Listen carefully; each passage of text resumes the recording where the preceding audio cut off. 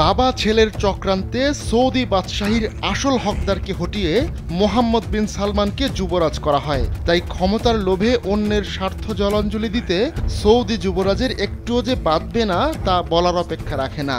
কয়েকশো কিলোমিটার দূরে যখন নিজের মুসলিম ভাই বোনদের নির্বিচারে হত্যা করছে ইসরায়েল, তখন সংঘাত বন্ধে বিবৃতি দেওয়া ছাড়া কার্যত আর কোনো পদক্ষেপই নেয়নি সৌদি আরব। মধ্যপ্রাচ্যে প্রভাবশালী দেশগুলোর মধ্যে প্রথম সারিতেই রয়েছে সৌদি আরব, আর ধর্মীয় কারণেও বিশ্বের মুসলিমদের কাছে সৌদি আরবের অন্যরকম গুরুত্ব রয়েছে। কিন্তু মোহাম্মদ বিন সালমান যুবরাজ হওয়ার পর ভিন্ন এক সৌদি আরব দেখছে বিশ্ব। হার্ট লাইফস্টাইলের সেমিনার আমরা করব বাংলাদেশে 31 মে। জাতীয় ক্রীড়া পরিষদের মিলনায়তন আসার জন্য আহ্বান জানাচ্ছি। নিজের ক্ষমতা সুসংহত করতে রাজনৈতিক প্রতিপক্ষকে যেমন শক্ত হাতে দমন করেছেন, তেমনি সামরিক কৌশলে নির্বুদ্ধিতারও পরিচয় দিয়েছেন।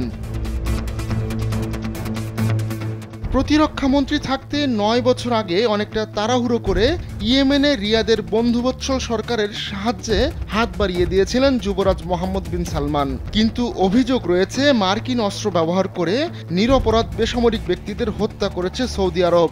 এরপরই রিয়াদের কাছে যুক্তরাষ্ট্রের আগ্রাসী অস্ত্র বিক্রি স্থগিত করে দেন মার্কিন প্রেসিডেন্ট জো বাইডেন।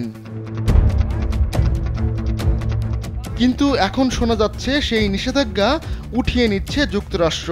মার্কিন কর্মকর্তারা জানিয়েছেন আগামী সপ্তাহগুলোতে ওয়াশিংটনের পক্ষ থেকে এমন সিদ্ধান্ত আসতে পারে। এখন বাইডেন প্রশাসন যদি অস্ত্র বিক্রির নিষেধাজ্ঞা তুলে নেয়, তাহলে এর মানে দাঁড়াচ্ছে ইসরায়েলের সঙ্গে সম্পর্ক স্থাপনে রাজি হয়েছে রিয়াদ।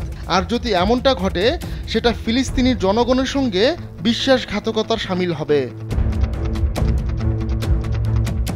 ইসরায়েলের সঙ্গে সম্পর্ক স্থাপনের জন্য যুক্তরাষ্ট্রের দিক থেকে সৌদির উপর চাপ রয়েছে। ওয়াশিংটন চায় তেল আবিবের সঙ্গে হাত মেলাক রিয়াদ। সেক্ষেত্রে সৌদির কাছে অস্ত্র বিক্রির ব্যাপারে ওয়াশিংটনের তেমন কোনো আপত্তি থাকবে না।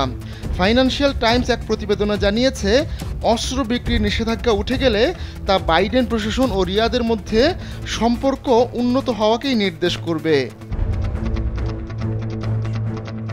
চলতি সপ্তাহে কয়েকজন সিনিয়র মার্কিন কর্মকর্তা জানান, ওয়াশিংটন ও রিয়াদ বেশ কয়েকটি দ্বিপাক্ষিক চুক্তি সম্পাদনের খুব কাছাকাছি রয়েছে। প্রতিরক্ষা চুক্তি ছাড়াও সৌদির বেসামরিক পরমাণু কর্মসূচিতে যুক্তরাষ্ট্রের সহায়তার মতো বিষয়গুলো এর অন্তর্ভুক্ত। এসব চুক্তির সঙ্গে আরও একটি বিষয় জড়িয়ে রয়েছে, তা হচ্ছে ইসরায়েলের সঙ্গে সৌদির সম্পর্ক স্থাপন। মাঝখানে সৌদি সাংবাদিক জামাল খাশোগির হত্যাকাণ্ড ওয়াশিংটন রিয়াদের সম্পর্কে ফাটল ধরায়। তবে মধ্যপ্রাচ্যে নিজের নীতি বাস্তবায়নে সৌদি আরবের বিকল্প নেই বলে উপলব্ধি করেছে যুক্তরাষ্ট্র। আবার মুসলিম বিশ্বে বন্ধু বাড়াতে মিত্র ইসরায়েলের আবদার মেটানোরও একটা বাড়তি চাপ আছে ওয়াশিংটনের ওপর।